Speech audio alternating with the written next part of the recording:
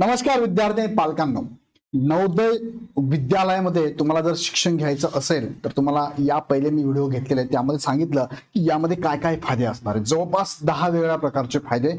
पालकांना 6वी नंतर 12वी पर्यंत विद्यार्थ्यांवरती काही खर्च करायचा नाही, सगळा खर्च सेंट्रल गव्हर्नमेंट तुमच्यावर करणार आहे. तुमचं राहणं, खाणं, खेळणं, पुस्तकं, वह्या सगळं खर्च ते करणार आहे, तुम्हाला काही करायचं नाही. सो विद्यार्थी मित्रांनो, या संदर्भात ही सिरीज चालू होती. आपला एक महत्त्वाचा पॉईंट तुम्हाला मी अपडेट करतो, ज्यामध्ये आपण समजून घेऊया की जवाहर नवोदय विद्यालयामध्ये दरवर्षी जागा किती असतात, म्हणजे किती जागा भरल्या जातात. आता महाराष्ट्रामध्ये असे किती जिल्हे आहेत, त्या जिल्ह्यांमध्ये किती शाळा असतात आणि त्यामध्ये किती जागा भरल्या जातात. दुसरा मुद्दा काय की ग्रामीण आणि शहरी विद्यार्थ्यांना किती आहे संधी. आता बऱ्याच मुलांच्या किंवा पालकांच्या मनात प्रश्न आहे की सर, शहरी भागात तर कदाचित चांगल्या चांगल्या स्कूलला शिकणारे मुलं आहेत, त्यांना संधी जास्त आहे. नाही, ही स्कीम फक्त तुमच्यासाठीच आहे. ही स्कीम ग्रामीण भागातल्या विद्यार्थ्यांसाठी आहे. ग्रामीण भागातले हुशार, होतकरू, ज्यांना शिक्षणाची आवड आहे आणि टॅलेंट त्यांच्याकडे, अशा विद्यार्थ्यांसाठी गव्हर्नमेंटकडनं शिष्यवृत्ती देण्यात येते. अशा विद्यार्थ्यांना सगळ्या सुखसुविधा शिक्षणासंदर्भातल्या फ्रीमध्ये दिल्या जातात. 12वी पर्यंत आहे. सो तुम्ही जर तुमचे पाल्य असेल, तुमचे नातेवाईक कुणी असेल, तुमच्या रिलेशन मध्ये कुणी असेल, अशा सगळ्यांना कळवा की 5वीच्या विद्यार्थ्यांसाठी ही असते नवोदय परीक्षा. अगदी तुम्ही 4थीला असाल तर आता बसून तयारी करा. तयारी करायला घाबरू नका, तयारी आम्ही तुमची करून घेतोय. फार कमी फी मध्ये तुम्हाला आम्ही बॅच पण देणार आहोत, काळजी करू नका. 15 जून पासून बॅच पण आपली चालू होणार आहे. सो आजच्या व्हिडिओमध्ये समजून घेऊया की जागा किती असतात आणि किती विद्यार्थ्यांना संधी आहे शहरी आणि ग्रामीण भागातल्या. या संदर्भात नवोदय विद्यालयाच्या वेबसाईटला तुम्ही जर गेलात तर वेबसाईटची माहिती तुमच्या समोर मी ठेवलेली आहे. त्यामध्ये महाराष्ट्रामध्ये किती आहेत नवोदय स्कूल, तर महाराष्ट्रामध्ये एकूण आहेत 34 नवोदय स्कूल. तुम्ही ते बघू शकता. टोटल जर आपण बघितलं तर टोटल 27 स्टेट मध्ये आणि 8 युनियन टेरिटरीज मध्ये ह्या नवोदय स्कूल कार्यरत आहे. मग 27 स्टेट पैकी त्यामध्ये एक स्टेट आपलं येतं महाराष्ट्राचं. आणि ह्या महाराष्ट्रामध्ये जर आपण बघितल्या तर नंबर ऑफ स्कूल किती आहे, तर जवळपास 34 आहे. 33+1 ही अनुसूचित जाती जमातींसाठी एक्स्ट्रा स्पेशल करून ठेवलेली स्कूल आहे. सो 34 स्कूल महाराष्ट्रामध्ये आहे. म्हणजे आपण जर बघितलं महाराष्ट्रामध्ये एकूण जिल्हे किती आहे, एकूण जिल्हे आहेत 36 पैकी 34 मध्ये जवळपास या स्कूल आहेत. आता 36 मध्ये 2 कोणते सोडले, तर मुंबई शहर, मुंबई उपनगर सोडलं तर उर्वरित 34 जिल्ह्यांमध्ये तुम्हाला हे नवोदय स्कूल बघायला मिळेल. सो तुम्ही ज्या जिल्ह्यातनं बिलॉंग करतात त्या जिल्ह्यामध्ये सुद्धा नवोदयचं स्कूल 100% आहे, फक्त मुंबई शहर उपनगर सोडलं तर. मग आता पुढचा प्रश्न हा येतो सर, जागा किती भरल्या जातात. या ठिकाणी आपण बघूया जागा किती भरल्या जातात. टोटल स्कूल बघा 34 आहे. प्रत्येक जवळपास नवोदय मध्ये 80 जागा भरल्या जातात. म्हणजे सपोज मी नाशिक मधनं बिलॉंग करतो तर नाशिकमध्ये सुद्धा नवोदयचं स्कूल आहे, तिथे 80 जागा नाशिक जिल्ह्यासाठी रिझर्व आहे. परत तुम्ही म्हणाल अमरावतीमध्ये पण 80 जागा रिझर्व. प्रत्येक जिल्ह्यामध्ये 80 जागा आहे. म्हणजे 80 जागेसाठी तुम्ही ज्या जिल्ह्यातून बिलॉंग करतात त्या जिल्ह्यातल्या त्या 80 जागांसाठी तुम्ही नवोदय स्कूलची एक्झाम देऊ शकता. जी एक्झाम जानेवारी 2026 मध्ये होणार आहे. त्याची तयारी मात्र तुम्हाला आतापासून करणं गरजेचं आहे, कारण तिथे सुद्धा मेरिट खूप जास्त आहे. कारण तुम्हाला 6वी ते 12वी म्हणजे 7 वर्ष फ्री मध्ये तुम्हाला स्कूल आहे. राहणं, खाणं सगळं फ्री मध्ये आहे. पाठीमागचा व्हिडिओ बघितला नसेल तर बघून घ्या, त्या 10 फायद्यांचा व्हिडिओ मी तुम्हाला दिलेला आहे. पण टोटल जर बघितलं तर 08 चौक 32, 8 त्रिक 24 आणि 3 27 2720 जागा महाराष्ट्रामधील उमेदवारांना मिळणार आहे. एवढ्या विद्यार्थ्यांना दरवर्षी गव्हर्नमेंट काय करतंय, इथे ह्या नवोदयमध्ये ऍडमिशन देतं आणि तिथून पुढे सगळा खर्च केंद्र सरकार उचलतं. सो चांगली स्कीम आहे, याचा फायदा करून घ्या. अगदी तुमचा मुलगा 3रीला असेल, 4थीला असेल, 5वीला असेल तर आत्तापासून हळूहळू अभ्यासाला सुरुवात करायला. त्यासाठी कुठे जायची गरज नाहीये. इग्नाइट अकॅडमी तुमच्यासाठी नवोदयचे बॅचेस अवेलेबल करून देणार आहे अतिशय कमी फी मध्ये. एवढ्या 2 दिवसात मी त्या बॅचेस ऑफर करतो, अनाऊन्स करून देतो. आता दुसरा प्रश्न येतो की ही एक्झाम कोणत्या भाषेतून देता येते, तर तुम्हाला हवं त्या लँग्वेज मधून देऊ शकतात. बघा, प्रत्येक राज्याला त्यांनी लँग्वेज दिलेले आहेत. त्यापैकी महाराष्ट्राचा विचार करता महाराष्ट्रामध्ये बघा यापैकी कोणतीही एक लँग्वेज तुम्ही निवडू शकता. इंग्लिश घेऊ शकता, हिंदी, कन्नड घेऊ शकता, मराठी, उर्दू, तेलुगू, गुजराती आणि बेंगाली. त्यात आता महाराष्ट्रातले मॅक्सिमम विद्यार्थी मराठी घेणार, काहीच हरकत नाही. मराठीमधून तुम्ही ही एक्झाम देऊ शकतात आणि तुम्हाला मी मराठी, इंग्लिश आणि हिंदी 3 लँग्वेज मध्ये शिकवू शकतो. मराठी इंग्लिशमध्ये तर 100% आम्ही घेऊ शकतो. सो काळजी करू नका, 3च विषय असतात, मॅथ, रिझनिंग आणि मराठी. सो मराठीचा विषय मराठीमध्ये आहे, बाकी 2 विषय तुम्हाला मराठी कोणत्या लँग्वेजमध्ये अवेलेबल असणार. सो काळजी करू नका, इंग्लिशमध्ये सुद्धा तुम्हाला ही बॅच असणार आहे, बोथ मीडियम असणार आहे, बायलिंग्युअल असणार आहे, मराठी प्लस इंग्लिश असणार आहे. ओके, इथपर्यंत कळलं.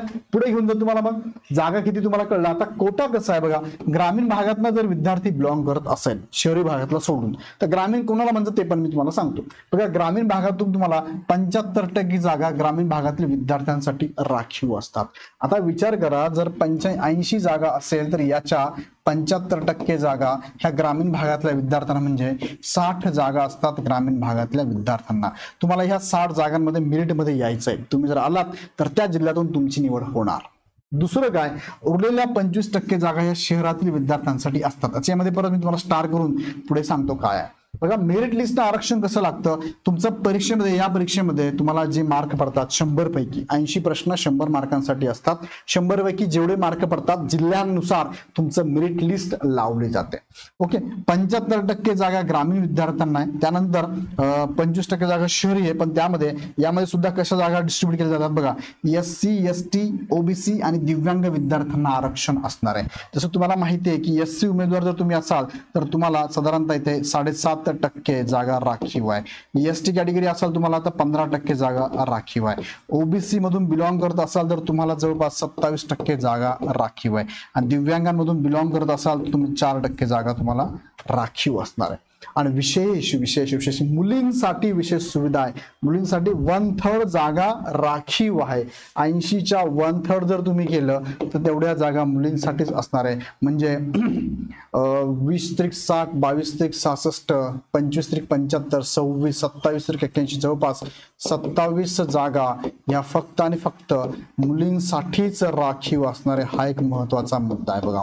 मुलींसाठी जागा किती आहे? 27 प्रत्येक जिल्ह्यामध्ये. सो तुमच्या घरात जर मुलगी असेल तर बिंदास तयार लागा, बिंदास तयार लागा. 6वी नंतर तुम्हाला तिच्यावर 12वी पर्यंत काही खर्च करायचा नाहीये. आणि इथे डिसिप्लिनरी स्कूल बरं का, एकदम डिसिप्लिननी स्कूल चालवलं जाते, एकदम प्रॉपर याच्याकडे लक्ष असतं. सो लक्षात घ्या, ही खूप चांगली संधी तुमच्यासाठी असणार आहे.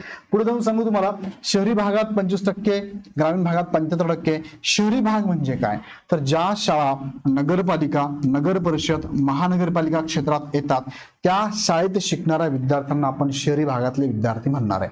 आणि ह्या शाळेत सोडून ग्रामीण भागातले जे विद्यार्थी आहे, म्हणजे ग्रामीण खेडेगावात शिकणारे विद्यार्थी, त्यांना ग्रामीण विद्यार्थी म्हणणार. आता यामध्ये लक्षात घ्या की 75% जागा ह्या जरी ग्रामीण भागातल्या असतील, उरलेल्या 25% जागा ह्या दोघांना पण, शहरी प्लस ग्रामीण दोघांच्या मेरिटवरती ह्या जागा भरल्या जातात. सो ही चांगली संधी शहरी आणि ग्रामीण भागातल्या विद्यार्थ्यांना आहे.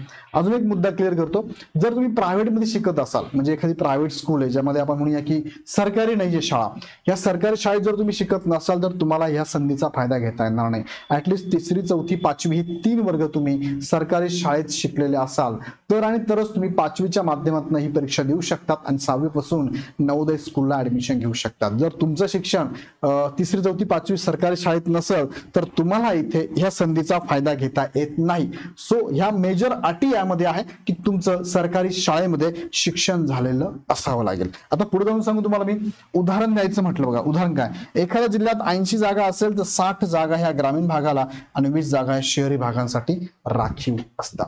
त्यांच्या प्रॉस्पेक्ट मध्ये तुम्ही जर गेला तर रिझर्वेशन सीट नुसार तुम्ही जर बघितलं तर तुम्हाला मी आता सांगितल्याप्रमाणे ज्या रिमेनिंग सीट 25% मध्ये येतात ना, त्यामध्ये अर्बन आणि रुरल दोघंही भरल्या जातात. मी तुम्हाला आता सांगितल्याप्रमाणे 25% जागा शहरी प्लस ग्रामीण अशा दोन्ही विद्यार्थ्यांसाठी या मेरिट मधून भरल्या जातात. सो पालक म्हणून तुम्ही जर हा व्हिडिओ बघत असाल आणि विद्यार्थी म्हणून तुम्ही हा व्हिडिओ जर बघत असाल तर लगेच तयारीला लागा. तुमच्या मित्रांना, तुमच्या रिलेटिव्हला, तुमच्या भावाला, बहिणीला, इतर नातेवाईकांना कॉलनीत लगेच सांगून टाका. तयारीला लागा. खूप चांगली संधी तुमच्यासाठी असणार आहे आणि ह्या संधीचं सोनं करण्याचं जबाबदारी तुमच्यावर आमची पण आहे. तुम्हाला आम्ही यासाठी बॅच घेऊन येणार आहोत. लवकरच ही बॅच आम्ही अनाऊन्स करू आणि पुढचे व्हिडिओ पण असणार आहे.